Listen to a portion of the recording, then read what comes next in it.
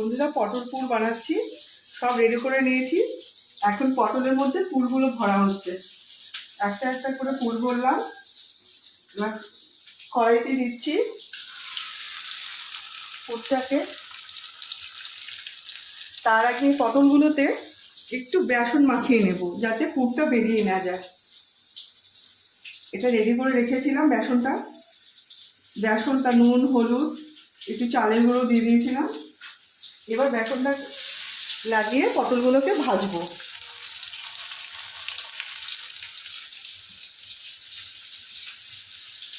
পুর বানাতে তোমাদের সরষা, পোস্ত, নারকেল সব রেডি করে নেবে। তারপরে সেটা কড়াইতে দিয়ে তেলের মধ্যে ওটা নেড়ে নেবে একটু। তারপরে পুর রেডি হয়ে গেলে সেটা পটলের ভেতরে ভরে দেবে আস্তে আস্তে করে।